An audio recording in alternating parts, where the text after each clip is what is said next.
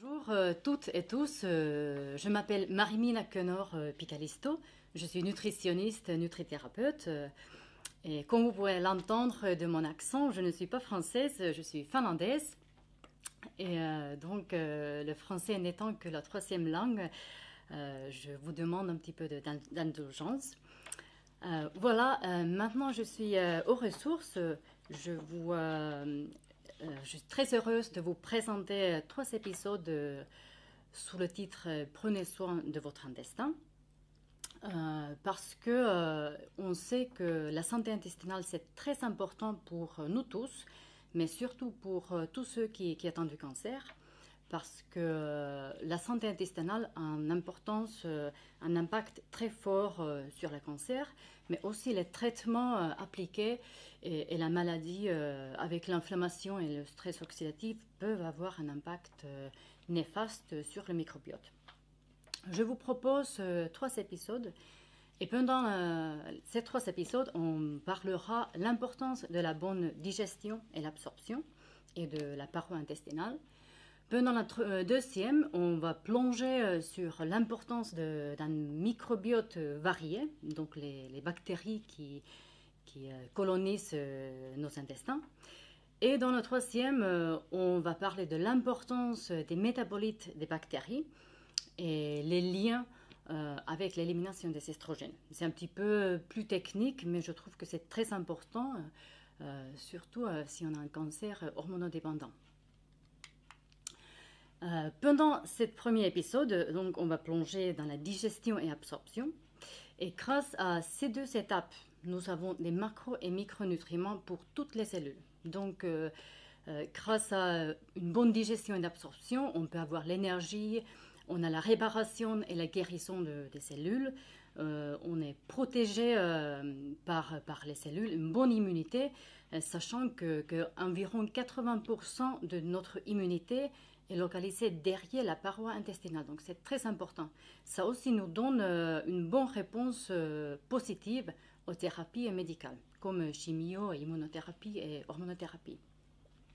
Grâce à l'absorption et digestion, on peut soutenir la détoxification et diminuer le stress oxydatif aussi, donc c'est très important.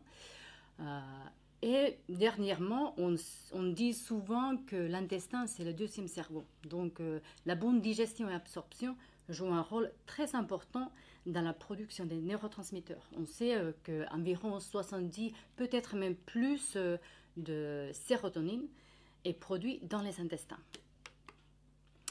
Voilà, on commence par la digestion. Donc, digestion, on a 3 moyens de digérer. La première, c'est la digestion mécanique, donc la mastication. La digestion commence par la bouche ou même un petit peu avant, quand on sent et quand on voit la nourriture. On commence à produire la salive qui contient les premiers enzymes digestifs. Après, il y a la propulsion, c'est la motricité de l'estomac et les intestins, qui est très important pour faire pousser et digérer tous les aliments qu'on mange. Et troisièmement, il y a la digestion chimique, qui est peut-être le plus important, et c'est les acides gastriques dans l'estomac et bien évidemment les enzymes digestifs. Et quand on parle de la digestion, on parle d'un processus où on modifie les aliments pour qu'ils soient connus par l'organisme et prêts pour l'absorber dans l'intestin grêle. Pourquoi je ne digère pas? Quel est le problème le plus souvent? Très souvent, c'est le manque d'acide gastrique. Donc, on n'a pas assez d'acidité dans l'estomac. Et ça déclenche une mauvaise digestion des protéines et un mauvais signal pour le pancréas pour produire tous les autres enzymes digestifs. La raison pour laquelle on peut avoir le manque d'acidité, c'est le médicament. Il y a souvent les inhibiteurs de la pompe à protons qui baissent l'acidité de l'intestin. L'autre médicament, c'est les anti-inflammatoires et également les antibiotiques. Donc ça peut vraiment poser un problème et le manque d'acidité. Deuxièmement, c'est peu de pauses restauratrices. C'est le grignotage. Si on mange tout le temps, on baisse l'acidité d'estomac. Si on mange trop de sucre ou peu des aliments acides dans l'assiette, ça peut aussi baisser l'acidité. Troisièmement, c'est le Helicobacter pylori ou un autre bactérie ou virus néfaste. Ça peut baisser l'acidité. Une autre chose, et je pense que c'est la plupart des cas, c'est le stress. Quand on est stressé, quand on a l'inflammation, quand on a le stress oxydatif, souvent quand on est malade, on a moins d'acidité dans l'estomac.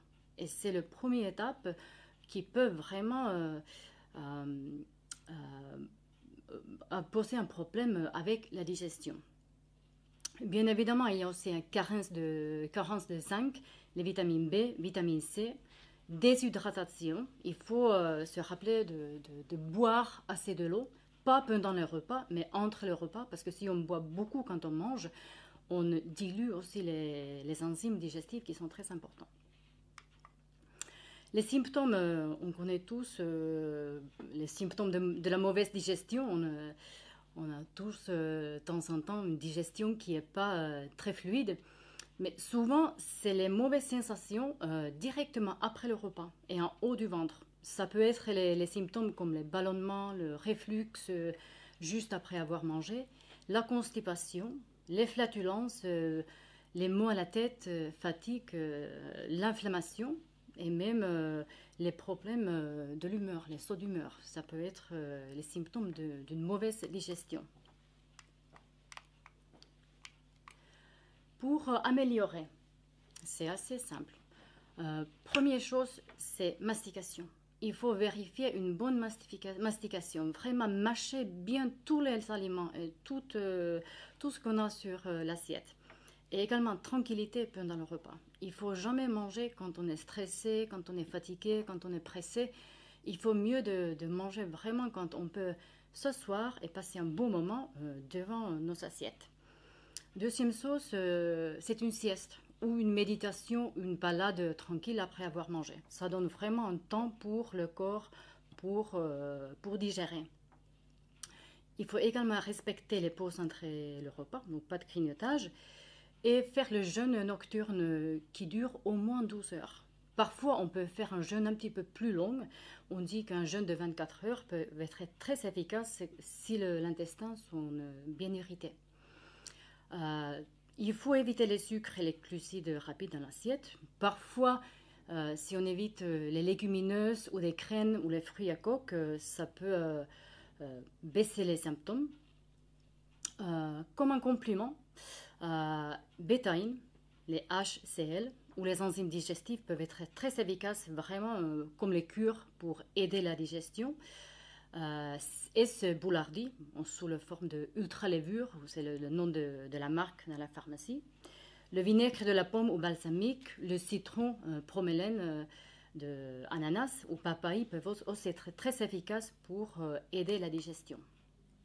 Il y a un cas particulier qui s'appelle SIBO. On entend beaucoup à ce jour-là et c'est souvent provoqué par une carence des enzymes digestives et l'acide gastrique et une mauvaise digestion.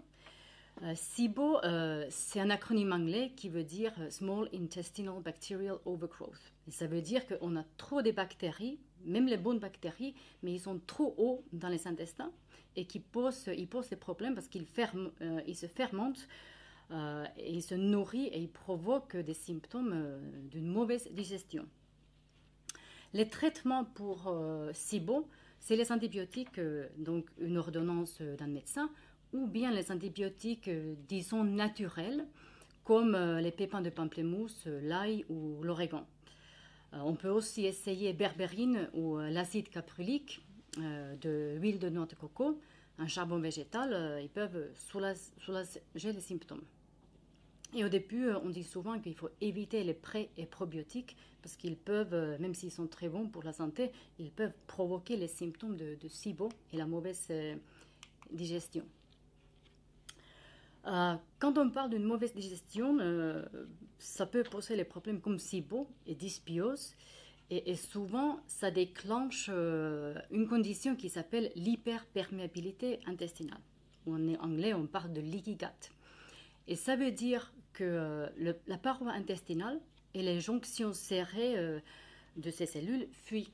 Donc, il y a les aliments mal digérés et aussi des toxines qu'on mange dans nos assiettes, qu'on respire, peuvent entrer dans la circulation sanguine.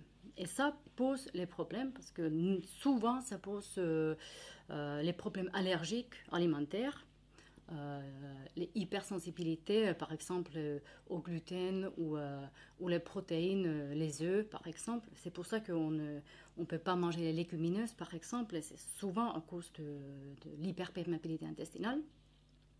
Et ça peut aussi provoquer une réaction immunitaire, parce que la plupart de notre immunité est localisée juste derrière ce paroi intestinal. Donc le résultat, c'est malabsorption. On n'a pas la nourriture très importante pour nos cellules. Et dans le même temps, on augmente le stress oxydatif et de l'inflammation. Voilà, les solutions pour améliorer l'absorption, c'est les acides aminés bien digérés, donc les protéines bien digérées, donc on a besoin d'acidité dans l'estomac, des fibres variées, les fibres de baies, des légumes variés, les fruits avec la peau, les fruits bio, et bien les céréales complets, sans gluten, les noix, noisettes, tous les fruits à coque. On a besoin des bons gras, surtout les oméga 3, des boissons gras, et les oméga 3 de l'huile d'olive. L'huile d'olive, c'est vraiment un star de la santé intestinale, donc il faut le privilégier. On a aussi besoin des polyphénols, donc les baies de poudre de coco, le chocolat noir et le thé vert. Par rapport aux vitamines qui sont très importantes pour la paroi intestinale, c'est le vitamine D, vitamine A et les vitamines B. On a également besoin de zinc, L-carnosine, L-glutamine, un des acides aminés. Et si on a les problèmes génétiques, souvent on parle de faute de gènes et enzymes qui fonctionnent un petit peu lentement. On peut avoir un petit peu l'aide d'un complément qui s'appelle 2-fucosyltransférase. Voilà, pour finir, je vais vous partager un petit extrait d'un rapport de test de microbiome, parce que on a aujourd'hui la chance d'avoir les tests précis et ciblés, scientifiques, qui montrent vraiment les problématiques de notre intestin. Et grâce à ce test-là, ou ces tests-là, il y en a plusieurs, on peut vraiment avoir les conseils et les recommandations personnalisées. On peut savoir où est le problème et tout ce qu'on doit faire pour l'améliorer. Voilà, c'était le premier épisode. Je vous donne un rendez-vous pour le deuxième épisode où on parle de la santé de microbiote. À très bientôt. Merci.